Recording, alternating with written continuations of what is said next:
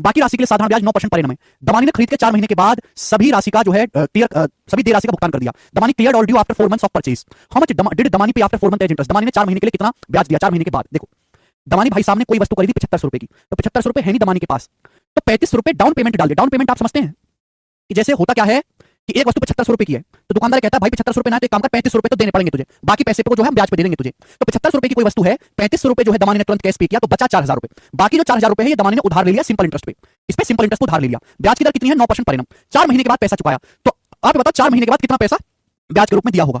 भाई 1 साल में कितना ब्याज है? 9%। तो 4 महीने में कितना ब्याज होगा? 4 महीने का मतलब होता है 1/3 साल। 4 महीने का मतलब होता है 1/3 साल, तो 1/3 साल में कितना ब्याज होगा? Multiply by 1/3। सिंपल इंटरेस्ट बराबर प्रिंसिपल गुणा 8% गुणा टाइम। तो 4 महीने के बाद इतना पैसा ब्याज के रूप में चुकाया होगा। 4000 रुपए पर ब्याज लगेगा, 1 साल में 9%। 4 महीने का मतलब होता है 1/3 ईयर में, परसेंटेज से 2 जीरो चला जाएगा, या जाएगा 360/3 120 रुपए। तो दमानी भाई साहब ने 120 रुपए ब्याज के रूप में चुकाए होंगे, और ए ऑप्शन सवाल का आंसर आ जाएगा। कल लीव है, काय की लीव? अभी दे दो तेरे को लीव है, गुस्सा मारूंगा। ठीक, समझ में आ रहा? चलो, तो बिल्कुल बेसिक सवाल है, इजी क्वेश्चन। आगे चलेंगे बेटे सिंह, ये बताएंगे। नेक्स्ट सवाल नंबर 29, कुछ ऐसा ही सवाल है, करके बताए बच्चों। 5 सेकंड में बना लिया था शिवम ने, वेरी गुड शिवम। अमन 68,500 रुपए मूल्य वाला एक रेफ्रिजरेटर खरीदता है। वह he pays 18,500 रुपए at once at the rest after 22 months on which he charge simple interest at the rate of 15% per annum. The total amount he pays for the refrigerator. बहुत बढ़िया सवाल है। अमन एक रेफ्रिजरेटर खरीदता है 68,500 रुपए वाला। अब उसने 18,500 रुपए तो तुरंत जमा किया। कितना? 18,500 रुपए उसने तुरंत जमा किया। बचा कितना मेरे दोस्तों? बचा 50,000 रुपए। बचा 50,000 रुपए मेरे दोस्तों। इस 50,000 रुपए को वो पेमेंट करता है 22 महीने के बाद। इस 50,000 रुपए पर वो 22 महीने के बाद पेमेंट करता है, जिसपे ब्याज की दर 15% है। तो आपसे पूछा रेफ्रिजरेटर के लिए उसने कितना टोटल अमाउंट पे किया है? तो भाई रेफ्रिजरेटर था 68,500 रुपए का, 18,500 रुपए तो उसने तुरंत जमा करे। 18,500 रुपए तो मेरे प्यार में क्या करे उसने? 18,500 तो उसने तुरंत जमा करे। बचे कितने? बचे 50,000 रुपए। अब इस 50,000 रुपए को मेरे दोस्तों क्या देगा? 22 महीने बाद चुकाएगा 50,000 रुपए। तो इस 50,000 रुपए पर 22 महीने में कितना ब्याज लग जाएगा? ब्याज और जोड़ दो, ब्याज और जोड़ दो। तो 50,000 रुपए पर ब्याज की दर कितनी है? 1 साल में 15% ब्याज है। ये पैसा 22 महीने बाद चुकाएगा, 22 महीने बाद। तो 22 महीने में कितना ब्याज हो जाएगा? 22 को 12 से भाग दे देंगे, जाएगा 11/6, 11/6 साल। तो इतना पैसा जो है टोटल रेफ्रिजरेटर के लिए उसने पे किया होगा मेरे दोस्तों। यही होगा कि नहीं? टोटल जोड़ दिया, वे 18,500 रुपए इकट्ठा दिया, बचा 50,000 रुपए और देना है, प्लस इस 50,000 रुपए पर ब्याज और देगा। ये जो 50,000 रुपए उसने 22 महीने के बाद चुकाए, 1 साल में 15% ब्याज है, तो 22 महीने का मतलब होता है 22/12, यानी कि 11/6 साल। तो 11/6 साल में कितना ब्याज होगा? ब्याज ऐड कर देंगे। अब बेटा परसेंटेज से यहाँ पर 2 जीरो कट जाएगा, कट जाएगा 15 पंजे 7500। 7500 को जब मैं 6 से काटूंगा तो कितना आ जाएगा मेरे दोस्तों? 6 1250, 1250 आ जाएगा। 7500 को जब मैं 6 से काटूंगा 1250। अब 1250 की 11 में गुणा क्या होगी मेरे दोस्तों? 13,200 और 550, 13,750। ठीक है ना? 13,750 आ जाएगा। तो ये सब ऐड करने पर मेरे दोस्तों कितना आएगा? तो आप कहोगे सर ये ऐड करने पर आएगा, एंड में तो आएगा 50, तो एंड में आएगा 50। उसके बाद 7 5 12 का 2 हासिल 1 8 1 9 3 12 का 2 हासिल 1 1 1 2 5 7 1 8, 82,250 रुपए पे किया गया था रेफ्रिजरेटर के लिए। आंसर है बी ऑप्शन, 82,250 रुपए। प्राची कह रहे हैं 18,500 रुपए क्यों जोड़ा? बेटा रेफ्रिजरेटर है 68,500 रुपए का। सवाल पढ़ो, सवाल पढ़ो। वह एक मुश्त 18,500 रुपए का पेमेंट करता है, 18,500 रुपए उसने इकट्ठा दे दिए। रेफ्रिजरेटर 68,500 का 18,500 इकट्ठा दे दिए, बचा 50,000। 50,000 रुपए उसने लौटाए 22 महीने के बाद, तो 50,000 रुपए पर 22 महीने का ब्याज और देगा। तो मेरे दोस्तों कितना पैसा लौटाना पड़ेगा? 18,500 प्लस 50,000 प्लस ब्याज। क्लियर है? आप बोलोगे हाँ जी सर बिल्कुल, सबको ऐड कर दिया। ये पैसा उसने टोटल पे किया, पूछा ना उसके द्वारा भुगतान की कुल राशि आपसे पूछा, कुल राशि पूछा है। आगे अगला सवाल, नेक्स्ट क्वेश्चन, सवाल नंबर 30 बनाएं। सारे मिसलेनियस सवाल है, किसी टाइप को फॉलो नहीं करते, सब सड़क छाप सवाल है मेरे दोस्तों। इनका कोई माँ बाप नहीं है, कोई इनका फादर फिगर नहीं है, समझे? क्योंकि किसी टाइप को फॉलो नहीं करते। चलिए जल्दी से, बिल्कुल कपिल। सीजीएल 30 के सवाल बनाओ। आर एस को कुछ पैसे उधार देता है, जिस पर एस आर को 17,000 रुपए अधिक देता है। एस टी को वही पैसा उधार देता है जिस पर टी एस को 8.5% अधिक देता है। प्रक्रिया में न्यूनतम उधार कितना होना चाहिए ताकि उसे कोई नुकसान ना हो? Okay, R lends some money to S on which S pay 17,000 more to are. Are जो है एस को कुछ पैसा उधार देता है, और एस जो है वापस जो है आर को 17,000 रुपए अधिक लौटाता है। भाई एस ने जितना पैसा उधार लिया है उससे 17,000 रुपए अधिक लौटाया है एस ने आर को। एस पैसा उधार लेकर टी को वापस टी को उधार दे देता है। आर ने पैसा एस को उधार दिया, एस ने पैसा टी को उधार दिया मेरे दोस्तों। ठीक है, आप बोलोगे हाँ सर एस ने पैसा टी को उधार दिया, बात समझ में आई? एस टी को वही पैसा देता है जिस पर टी एस को 8.5% अधिक देता है। एस टी को वही पैसा उधार दे देता है और टी एस को 8.5% अधिक देता है। पूछा है कितना मिनिमम बोरो करना चाहिए जिससे कि कोई लॉस ना हो, कोई लॉस ना हो। किसको? एस को। एस ने पैसा आर से उधार लिया और वो टी को दे दिया मेरे प्यारे। बहुत अच्छा सवाल है, समझ नहीं पाएंगे बच्चे सवाल को। आर ने पैसा उधार दिया एस को, एस ने पैसा उधार दिया टी को, तो पूछा गया कितना पैसा मिनिमम उधार लेना चाहिए जिससे कि कोई लॉस ना हो। एस ने 17,000 रुपए ज्यादा लौटाया है आर को। अगर वही 17,000 रुपए एस ने ज्यादा लौटाया, यानी कि 17,000 रुपए एस ने ब्याज दिया है, अगर एस को टी से 17,000 रुपए ब्याज मिल जाता है तो कोई लॉस नहीं होगा। मैंने एक हाथ पैसा उधार दिया लिया और एक हाथ जो है दे दिया। एस ने पैसा आर से उधार लिया, टी को दे दिया। अब एस को 17,000 रुपए ज्यादा लौटाने हैं आर को, यानी कि एस को 17,000 रुपए ब्याज देना है। अगर टी से एस को 17,000 रुपए ब्याज मिल जाता है तो भाई एस को तो ना फायदा होगा ना नुकसान होगा, कोई नुकसान होगा ही नहीं मेरे दोस्तों। क्लियर है? अब सवाल में बोला है कि टी जो है एस को 8.5% अधिक पैसा देता है। 8.5% अधिक पैसा देने मतलब टी कितना ब्याज दे रहा है एस को? 8.5%। टी जो है 8.5% ब्याज दे रहा है एस को, क्योंकि ब्याज चाहिए कितना? 17,000। 8.5% की वैल्यू 17,000 है, तो 1% की वैल्यू कितनी आएगी? 1% की वैल्यू आ जाएगी यहां से 2,000 रुपए। आपसे पूछा 100% मिनिमम कितना पैसा उधार लेना चाहिए? 2 लाख। मिनिमम 2 लाख रुपए उधार लेना पड़ेगा। ए ऑप्शन आंसर है। बहुत बेसिक सवाल, गजब का क्वेश्चन है। अच्छी लैंग्वेज लिखिए, कंफ्यूजिंग सवाल सॉल्व तो हर कोई कर लेगा बट लैंग्वेज ही नहीं पकड़ पाएगा।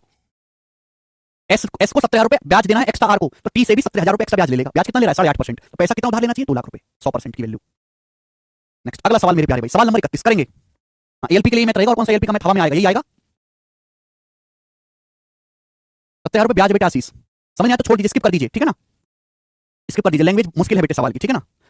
ये सवाल मेरे समझाने से नहीं आएगा, इस सवाल की लैंग्वेज को 10 बार पढ़ो। जब आप लैंग्वेज को 10 बार पढ़ोगे आपको लैंग्वेज समझ में आएगी अपने आप। चलिए अगला एक और question. The simple interest on 986 for a certain period of time is less than the simple interest on 1296 for the same period of time at the rate of 5% simple interest by 62 रुपए। For how many years was each sum was money invested? प्रत्येक धनराशि कितने वर्षों के लिए निवेश की गई थी? चार ऑप्शन आपके सामने, 6 3 5 4, चार ऑप्शन आपके सामने, करके बताओ। ब्याज का आपको डिफरेंस दे रखा है, बोला एक निश्चित समय के लिए 986 रुपए पर सिंपल इंटरेस्ट 5% ब्याज की दर से सेम टाइम पीरियड के लिए 1296 पर साधारण ब्याज से 62 रुपए कम है। तो आपसे पूछा प्रत्येक धनराशि कितने समय के लिए निवेश की गई थी। मैंने मान लिया कि प्रत्येक धनराशि टी समय के लिए इन्वेस्ट की गई थी। सवाल में बोला है कि 986 रुपए पर 5% की दर से जो ब्याज है उस समान समय के लिए 1296 पर साधारण ब्याज से 1296 पर जो साधारण ब्याज है उससे 62 रुपए कम है। सिंपल इंटरेस्ट क्या होता है? सिंपल इंटरेस्ट होता है प्रिंसिपल गुणा रेट परसेंटेज गुणा टाइम, ये सिंपल इंटरेस्ट होता है। सवाल को ढंग से पढ़ो। सिंपल इंटरेस्ट जो 986 रुपए पर एक सर्टेन टाइम पीरियड के लिए वो 62 रुपए कम है, किससे? 1296 रुपए पर सेम पीरियड के लिए eight the rate of 5% simple interest, 5% ब्याज की दर से। बताओ ये 1296 रुपए इन्वेस्ट किए, 986 रुपए इन्वेस्ट किए, प्रिंसिपल में कितना डिफरेंस है? तो आपको सर प्रिंसिपल में डिफरेंस है 210 रुपए का। 6 में से 6 गया 0, 9 में 60 गया, 12 में से 9 गया, 210 रुपए का, सॉरी 310 रुपए का। कितने रुपए का? 310 रुपए का। ब्याज की दर कितनी है? 5%। समय कितना माना है मैंने? टी साल समय माना है, टी साल। आप मुझे बताओ ब्याज में कितना डिफरेंस है? 62 रुपए। हो गया एक लाइन में सॉल्व सवाल, एक लाइन में सॉल्व। देखो ब्याज की दर सेम है, समय सेम है, ब्याज की दर सेम है, 5% समय सेम है, कल प्रिंसिपल बदला गया है। 986 रुपए पर ब्याज है, 1296 रुपए पर ब्याज है, और ब्याज का अंतर 62 रुपए दे रखा है। तो प्रिंसिपल में डिफरेंस कितने का? 310 रुपए। 310 रुपए पर 5% की दर से टी साल का जो सिंपल इंटरेस्ट है का जो डिफरेंस है वही 62 रुपए के बराबर है। टी नहीं निकाल सकते।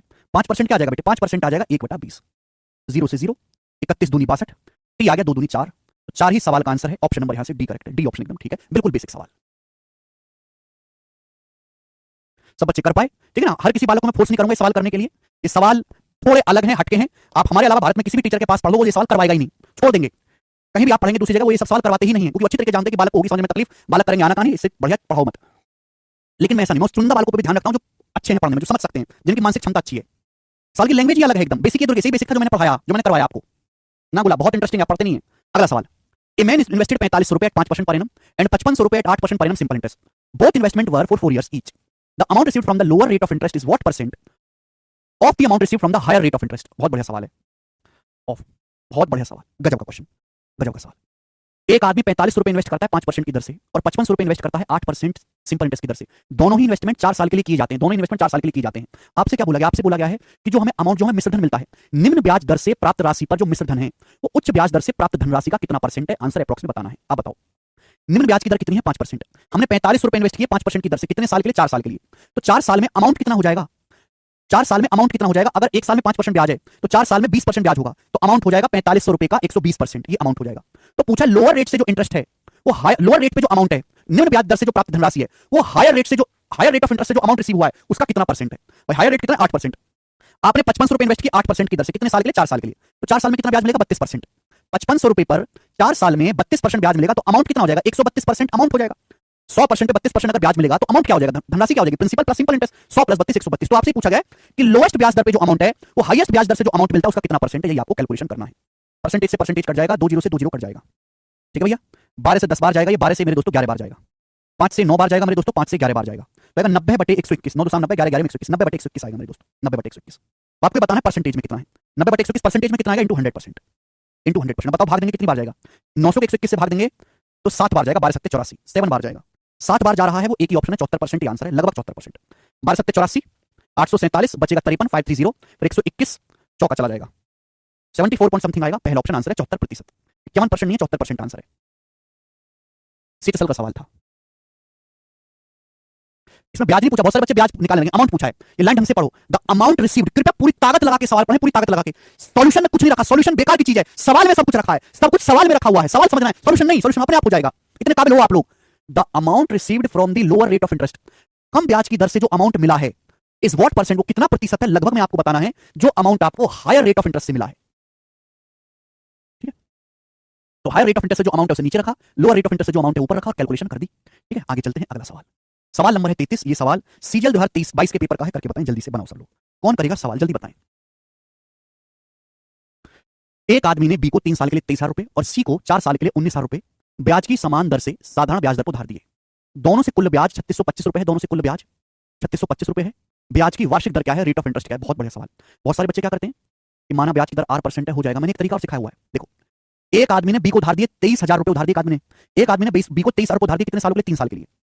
एक आदमी ने बी को 23,000 रुपए उधार दिए 3 साल के लिए। तो मैंने आपको बताया 23,000 रुपए पर 3 साल का ब्याज और 23,69 69,000 पर 1 साल का ब्याज बराबर है कि नहीं बराबर है? तो रेट ऑफ इंटरेस्ट क्या होता है? 100 रुपए पर 1 साल में लगने वाला ब्याज ही रेट ऑफ इंटरेस्ट होता है। 100 रुपए पर, जो मैं तरीके सिखा रहा हूं कहीं और नहीं मिलेंगे। 23,000 रुपए पर 3 साल का ब्याज या 69,000 पर 1 साल का ब्याज, दोनों बराबर होगा कि नहीं होगा?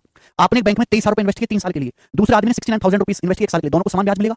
समान ब्याज मिलेगा कि नहीं? तो टाइम सेम करो, 23,000 रुपए पर 3 साल का ब्याज या फिर 69,000 रुपीज पे 1 साल का ब्याज। एक आदमी ने बी को पैसा उधार दिया, सी को पैसा उधार लिया 4 साल के लिए 19,000 रुपए। 19,000 रुपए पे 4 साल का ब्याज, 19,000 पे 4 साल का ब्याज या 19 76 76,000 रुपए पे 1 साल का ब्याज, 76,000 रुपए पे 1 साल का ब्याज। बोला आदमी को दोनों से कुल 3625 रुपए ब्याज मिला। तो आदमी को कुल ब्याज कितना मिलेगा मेरे दोस्तों? 000 9 6 15 का 5 हाथ से ले 6 7 7 14 1,45,000 रुपए पर 1,45,000 रुपए पर 1 साल का ब्याज ही 3625 रुपए है। बोलो हाँ। आदमी को दोनों से बी से और सी से कुल ब्याज कितना मिला? 3625 रुपए मिला। 1,45,000 रुपए पर 1 साल का ब्याज ही 3625 रुपए। 1,45,000 रुपए पर 1 साल का ब्याज ही 3625 रुपए है। आपसे पूछे ब्याज की वार्षिक दर, 100 रुपए पर 1 साल में मिलने वाला ब्याज ही रेट ऑफ इंटरेस्ट होता है। दोनों तरफ 1450 से भाग देंगे, 1450 1450 देंगे तो 100 हो जाएगा, ये आएगा 1450। 1450 से दोनों तरफ भाग दे दिया, क्यों? 100 रुपए पर 1 साल में जो ब्याज मिलेगा वही ब्याज की दर होगी, रेट ऑफ इंटरेस्ट। हर कोई कर सकता है ये। 29 से चला जाएगा, 29 से कम 29, 7 2 29 दूनी 58, बचेगा 14 29 5 145 50। 125 को 50 से भाग देंगे, आएगा 2.5। यानी कि 100 रुपए पर 1 साल में 2.5 रुपए ब्याज मिला, तो ब्याज की दर है 2.5% पर एनम। ये आंसर है सी ऑप्शन। सी ऑप्शन सवाल का आंसर है। गजब का सवाल और उससे भी गजब का तरीका।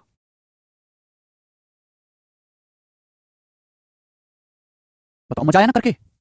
खूब मजा आएगा आपको ये तरीका, ये सवाल करके। आगे चलते हैं।